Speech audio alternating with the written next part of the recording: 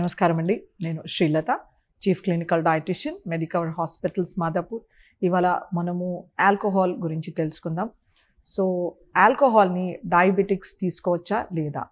So ఆల్కహాల్లో మనకి ఎన్ని రకాల ఏమైనా పోషకాలు ఉంటాయా అనేది మోస్ట్ ఇంపార్టెంట్ థింగ్. ఆల్కహాల్లో క్యాలరీ కంటెంట్ అనేది చాలా ఎక్కువ మోతాదులో ఉంటుందన్నమాట. సో మనము ఒక 30 ml ఆఫ్ ఆల్కహాల్ తీసుకుంటే కనుక 210 కిలో క్యాలరీస్ ఆఫ్ ఎనర్జీ వస్తుందన్నమాట. అలాగే సింపుల్గా చెప్పాలంటే 30 ml అనే క్వాంటిటీ ఎవరు తీసుకోరు, మినిమం 60 ml తీసుకుంటారు. సో ఒక్కసారి తీసుకుంటే కనుక డబుల్ ద క్యాలరీస్ లభిస్తాయి. సో దీన్ని మనము చాలా జాగ్రత్తగా ఆలోచించుకోవాలి. ఎందుకంటే డయాబెటిక్స్లో క్యాలరీ రిస్ట్రిక్షన్ అనేది చాలా ఇంపార్టెంట్. ఎక్కువ క్యాలరీస్ తీసుకోవడం వలన వాళ్ళ ప్యాంక్రియాస్ పైన అడిపోసిటీ ఇంక్రీజ్ అయ్యి ఇన్సులిన్ సెన్సిటివిటీ అనేది తగ్గిపోతుంది. దీనివల్ల డయాబెటిక్ రిలేటెడ్ కాంప్లికేషన్స్ అనేవి పెరుగుతాయి అన్నమాట. సో ఆల్కహాల్ అనేది ఒక పోటెంట్ కార్సినోజెన్ అని మన international association for cancer research వాళ్ళు దీన్ని లేబుల్ చేశారు. దీన్ని గ్రూప్ 1 కార్సినోజెన్లో క్లాసిఫై చేశారు. అందుచేతనే ఆల్కహాల్ తీసుకున్న వాళ్ళలో ఓరల్ క్యావిటీ క్యాన్సర్ కానీ, ఫారింగ్స్ కానీ, ఈసోఫీజియల్ క్యాన్సర్ కానీ, స్టమక్ క్యాన్సర్ వస్తున్నట్టు పరిశోధనలు లేటెస్ట్గా తెలుపుతున్నాయి. కొంతమందిలో అపోహ ఏంటంటే ఇది చాలా మంచిది, శరీరానికి ఎన్నో రకాల మేలు చేస్తుందని. కానీ వీటిలో ఉండే క్యాలరీస్, ఎస్పెషల్లీ మనము డయాబెటిక్స్ని కన్సిడర్ చేస్తే కనుక ఎప్పుడైతే వీళ్ళు ఆల్కహాల్ తీసుకుంటారో మన లివర్ కనుక గ్లూకోజ్ని రిలీజ్ చేస్తుంది మన అవసరాన్ని బట్టి. ఆ గ్లూకోజ్ని రిలీజ్ చేయకుండా ఈ ఆల్కహాల్ని మెటబోలైజ్ చేస్తుంది. కాబట్టి వాళ్ళు హైపోగ్లైసీమియా అంటే లో షుగర్స్లోకి వెళ్ళిపోయే ఛాన్సెస్ ఉంటాయన్నమాట. అలాగే ఇవి డయాబెటిక్ మెడికేషన్స్తో కూడా ఇంటరాక్షన్ జరుగుతుంది. సో ఇది ఇన్సులిన్ని అబ్జార్బ్ అవ్వకుండా చేస్తుంది. వీళ్ళలో hyperglycemia or high sugars కూడా మనం చూస్తుంటాం. సో క్రానిక్ ఆల్కహాలిజం, ఎవరైతే ఎక్కువ మోతాదులో ఆల్కహాల్ తరచుగా డయాబెటిక్స్ తీసుకుంటారో వీళ్ళలో ప్రతి ఒక్క ఎండ్ ఆర్గన్ని ఎఫెక్ట్ చేస్తుందన్నమాట. ఇది ఎండ్ ఆర్గన్ డ్యామేజ్ కూడా లీడ్ చేస్తుంది. మనకి బ్రెయిన్ని కన్సిడర్ చేస్తే కనుక డయాబెటిక్ న్యూరోపతి, కళ్ళల్లో డయాబెటిక్ రెటినోపతి, కాళ్ళల్లో peripheral vascular disease or diabetic foot వచ్చే ఛాన్సెస్ ఉంటుందన్నమాట. అలాగే స్టమక్లో గ్యాస్ట్రోపారసిస్ రావడం జరుగుతుంది. సో ఇన్ని రకాల కాంప్లికేషన్స్ డయాబెటిక్స్లో వచ్చే ఛాన్సెస్ ఉంటాయన్నమాట. సో ఇది మన శరీరంలో చెడు కొలెస్ట్రాల్ని అంటే ఎల్డిఎల్ని ఎలివేట్ చేస్తుంది. అలాగే కొంతమందిలో ఒక మిత్ ఏంటంటే ఇది హెచ్డిఎల్ని ఇంప్రూవ్ చేస్తుందని.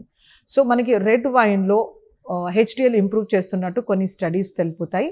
కానీ గ్రేప్స్లో ఉండే రెస్వెరట్రాల్ మనము ఫ్రెష్ ఫామ్లో తీసుకున్నప్పుడు కూడా మనకి స్కిన్ అండ్ సీడ్స్ మన రెస్వెరట్రాల్తో మనకి పొటెంట్ యాంటీ ఆక్సిడెంట్స్ లభిస్తూ మనకి క్యాన్సర్ యాక్టివిటీని అరెస్ట్ చేసే హెల్ప్ చేస్తుంది.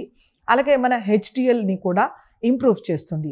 ఇలా ఓవర్ ఫర్మెంట్ అయ్యి స్టోర్ అయ్యి రాటెన్ గ్రేప్స్తో చేసిన రెడ్ వైన్ తీసుకునే బదులు మనం ఫ్రెష్ రెడ్ గ్రేప్స్ తీసుకోవడం వలన మనకు ఎన్నో రకాల హెల్త్ బెనిఫిట్స్ ఉన్నాయి.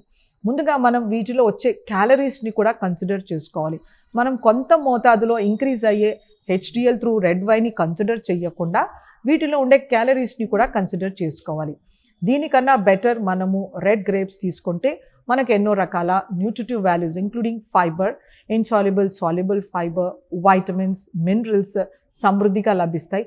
వీటిని డయాబెటీస్ కంట్రోల్ చేయడానికి ఎంతో హెల్ప్ చేస్తాయి అన్నమాట.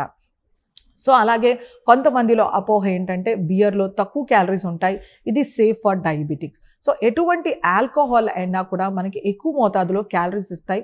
కొన్నిటిలో తక్కువ ఆల్కహాల్ పర్సెంట్ ఉంటుంది, కొంతలో మోడరేట్, కొంతలో ఎక్కువ. సో మనము ఇది కన్సిడర్ చేసుకోవాలంటే దే ఆర్ పోటెంట్ కార్సినోజెన్స్. ఇవి హైపో అండ్ హైపర్ గ్లైసీమియాని చేస్తాయి. అలాగే కొలెస్ట్రాల్ని పెంచుతుంది. వీటితో మనకి సెంట్రల్ ఒబిసిటీ, తర్వాత ఓవరాల్ బాడీ వెయిట్ గెయిన్కి కూడా హెల్ప్ చేస్తాయి. వీళ్ళలో స్థూలకాయం అవుతుంది. దీంతో డయాబెటీస్ అనేది వర్సన్ అవుతుంది. అది కాకుండా మన బ్లడ్లో ఉండే బ్యాడ్ ఫ్యాట్, ట్రైగ్లిజరైడ్స్ అంటే మనము ఈ ఆల్కహాల్ నుంచి వచ్చే కార్బోహైడ్రేట్ వలన మన ట్రైగ్లిజరైడ్స్ అనేది పెరుగుతుందన్నమాట. ఇది కూడా ఒక బ్యాడ్ ఇండికేటర్. సో ఇన్ని రకాల నష్టాలు మనకి ఆల్కహాల్తో జరుగుతున్నప్పుడు డయాబెటిక్స్ కానీ ఎవరైనా కూడా ఆల్కహాల్ని అవాయిడ్ చేస్తే శరీరానికి ఎంతో మేలు చేస్తుంది. అలాగే ఈ ఆల్కహాల్ వలన మన బాడీలో ఇంపార్టెంట్ వైటమిన్ థైమిన్ ఇది బయటికి వెళ్ళిపోతుంది అనమాట, అన్అబ్జార్బ్డ్.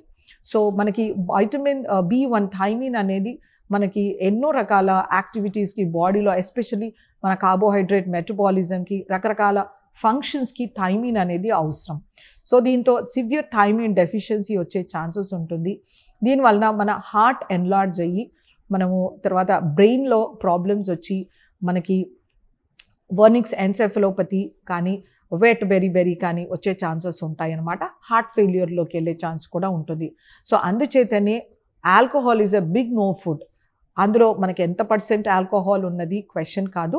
సో ఆల్కహాల్తో రకరకాల నష్టాలు జరుగుతున్నాయి కాబట్టి కామన్ పర్సన్కి ప్లస్ డయాబెటిక్స్కి తీసుకోకపోతే శ్రేష్టం. నమస్కారం.